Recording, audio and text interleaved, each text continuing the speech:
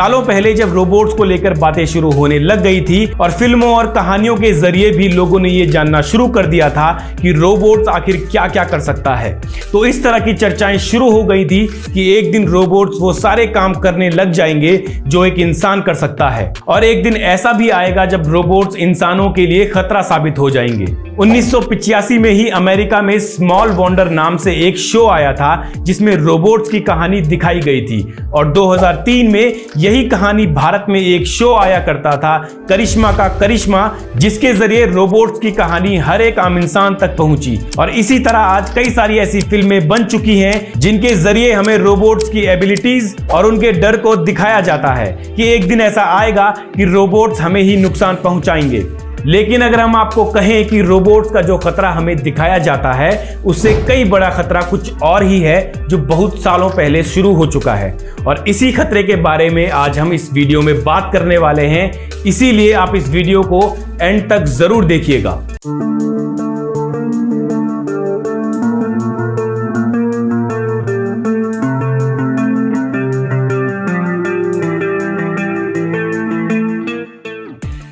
हमें अगर किसी पर काबू पाना हो और किसी पर राज करना हो तो उसके लिए हमारे अंदर तेज दिमाग होना चाहिए। आज अगर इंसान पृथ्वी पर डोमिनेट कर रहा है तो इसकी एक ही वजह है, वो है इंसान का तेज दिमाग। क्योंकि ताकत चाहे बाकी जानवरों से इंसान पर कम हो, लेकिन दिमाग उनसे कई गुना ज्यादा है। ऐसे में आपकी बुद्धि ही आपकी सबसे बड़ी ताकत है, और दिमाग का तेज होना जानकारियों पर निर्भर करता है। मतलब कि जिसके पास जितनी ज्यादा जानकारी होगी वो उतना ज्यादा बुद्धिमान होगा। ऐसे में इंसान के पास ही सबसे ज्यादा जानकारी है और उसे ही सबसे ज्यादा बुद्धिमान प्राणी माना जाता है। इसीलिए इंसान एक तरीके से सभी जानवरों पर इस पृथ्वी पर राज कर रहा है। तो आप जरा सोचिए कि इंसान से भी ज्यादा जानकारी अगर हम किसी मशीन को दे दें तो क्या वो इंसानों पर राज नहीं करने लगेगी?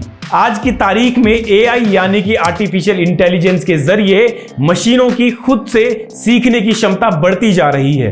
मशीन लर्निंग और डीप लर्निंग के जरिए एआई इतना बेहतर होता जा रहा है कि वो इंसानी दिमाग की तरह व्यवहार करने लगा है। आज की तारीख में एआई चाहे इंसानी दिमाग से बेहतर ना हो, लेकिन आज एआई इंसानी दिमाग से बेहतर जवाब देने लगा है, और इसका एक अच्छा उदाहरण चैट जीपीटी और बाकी के चैट बॉट्स हैं। और इन्हीं कारणों की वजह से आज सभी लोग एआई से डरे हुए हैं। सभी से मेरा मतलब है कि वो लोग जो एआई को बेहतर तरीके से जानते हैं और इसके क्षेत्र में काम कर रहे हैं। गूगल के सीईओ सुंदर पिचाई, ट्विटर के मालिक एलॉन मस्क, माइक्रोसॉफ्ट के फाउंडर बिल गेट्स और ओपन एआई के सीईओ सैम ऑल्टमैन एआई के खतरों को लेकर वार्निंग दे चुके हैं। यहां तक कि एआई के गॉडफादर माने जाने वाले जॉफ्रे हिंटन ने भी एआई के खतरों को लेकर लोगों को वार्न किया है। चलिए इन्हीं लोगों के जरिए पहले ये जानते हैं कि एआई आखिर कितना खतरनाक हो सकता है। आर्टिफिशियल इंटेलिजेंस का अगर पूरी तरह विकास हो गया तो वो मानव जाति का अंत कर सकता है। ये खुद को अपने आप ही बहुत ही ज्यादा तेजी से विकसित करेगा, और इंसान जिनकी जैविक विकास सीमित है उसे पीछे छोड़कर बहुत आगे निकल जाएगा। मैं एक ऐसे वक्त की कल्पना कर सकता हूं जब हम रोबोट्स के लिए वही होंगे जो आज कुत्ते इंसानों के लिए हैं, और मैं मशीनों के लिए काम कर रहा हूं। आर्टिफिशियल इंटेलिजेंस की प्रोग्रेस और गति दोनों ही अविश्वसनीय रूप से तेज है। जब तक आप डीप माइंड जैसे समूह से सीधा संपर्क नहीं रखते हैं तब तक आपको पता नहीं है कि ये कितने तेजी से बढ़ रहा है। अगले 5 या 10 सालों में कुछ गंभीर रूप से खतरनाक होने का जोखिम है। आर्टिफिशियल इंटेलिजेंस का तेजी से हो रहा विकास डरावना और प्रलयकारी हो सकता है। कल्पना कीजिए कि मूल रूप से कैंसर से छुटकारा पाने वाले के लिए प्रोग्राम किया गया एक मेडिकल रोबोट इस निष्कर्ष पर भी निकल सकता है कि कैंसर को खत्म करने का सबसे अच्छा तरीका उन मनुष्यों को खत्म करने का है जो आनुवांशिक रूप से बीमारी से ग्रस्त हैं। आर्टिफिशियल इंटेलिजेंस लगभग 2019 तक मानव स्तर तक पहुंच जाएगा, और 2045 तक हम अपने द्वारा बनाई गई बुद्धिमत्ता के साथ विलय करके अपनी प्रभावी बुद्धिमत्ता को 1 अरब गुना बढ़ा देंगे। हमने एआई को अकेले लोगों से बातचीत और उन्हें अच्छा फील कराते हुए देखा है। हमने एआई को नस्लीय भेदभाव में शामिल होते हुए भी देखा है। फिर भी शॉर्ट टर्म में एआई से लोगों को होने वाला सबसे बड़ा नुकसान नौकरी का है, क्योंकि एआई से बेहतर काम करवाना पहले की तुलना में बहुत ज्यादा बढ़ गया है। एआई को मानवता को खत्म करने के लिए बुरा बनने की जरूरत नहीं है, क्योंकि अगर एआई को कोई लक्ष्य प्राप्त करना है और इंसान उसके रास्ते में आता है तो निश्चित रूप से ये सोचे बिना ही कि सही क्या है और गलत क्या है, एआई मानवता को नष्ट कर देगा। इसके अलावा टेस्ला और स्पेस एक्स के मालिक इलॉन मस्क की एक और कही हुई बात इस ओर इशारा करती है कि जितना खतरा हमें एआई और रोबोट से है उतना ही खतरा हमें इंसानों से भी है। इलॉन मस्क दुनिया को वार्न करते हुए कहते हैं, मैं ये सोचता हूं कि अगर राष्ट्रीय या अंतर्राष्ट्रीय स्तर पर एआई की नियामक निगरानी के लिए संस्था होनी चाहिए जो यह सुनिश्चित करे कि हम इसके साथ कुछ मूर्खतापूर्ण काम ना कर लें। आर्टिफिशियल इंटेलिजेंस के जरिए हम एक दानव को पैदा होने का अवसर दे रहे हैं।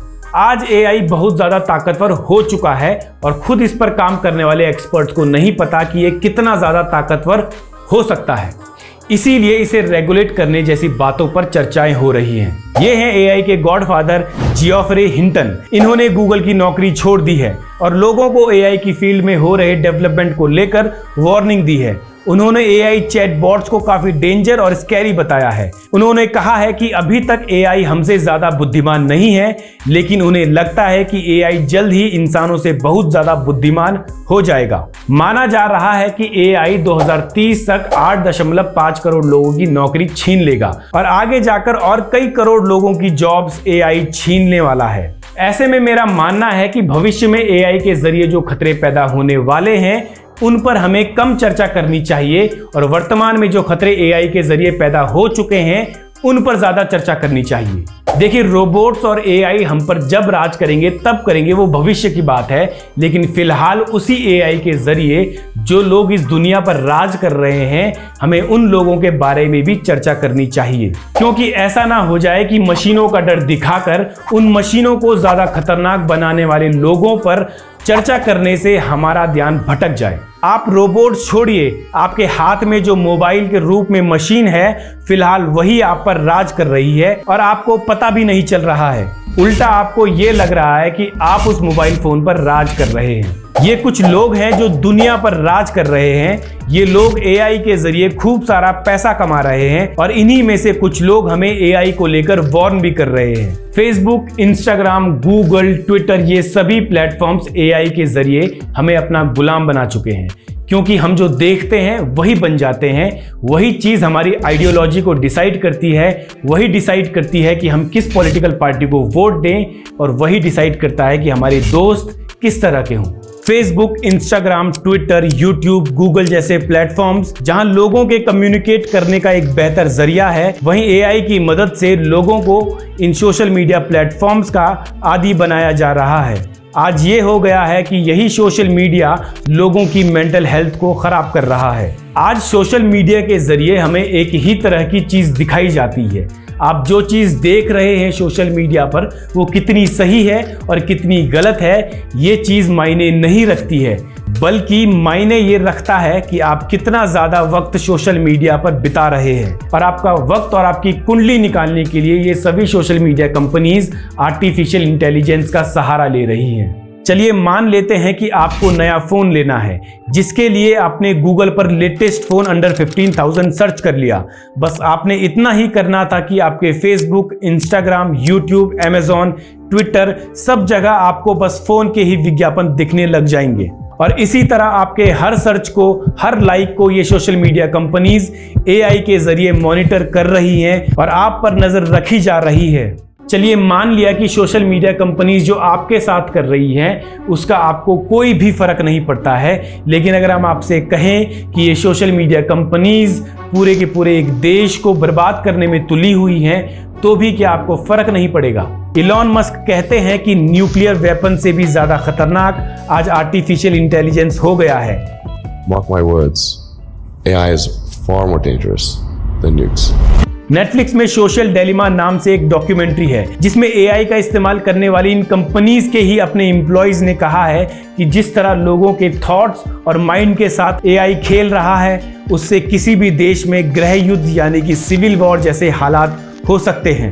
अब आप सोच लीजिए कि एआई हम पर किस तरीके से राज कर रहा है और भविष्य में इसका खतरा कितना ज्यादा बढ़ने वाला है। और इस चीज के जिम्मेदार वही लोग हैं जो हमें एआई के खतरों को लेकर वार्न कर रहे हैं या फिर एआई पर काम कर रहे हैं। ये लोग हमारे जरिए करोड़ों रुपए कमा रहे हैं और हमें ही खतरे में डाल रहे हैं। इसका मतलब आप ये समझ लीजिए कि हमें एआई का इंसानी दिमाग से भी तेज होकर हमें नुकसान पहुंचाने का डर तो है ही, लेकिन एआई के साथ काम करके करोड़ों रुपए छापने वाले इन लोगों से भी डर है जो इन बड़ी बड़ी कंपनीज के मालिक हैं। ऐसा इसलिए क्योंकि इन बड़ी बड़ी कंपनीज के लिए केवल पैसा ही मैटर करता है।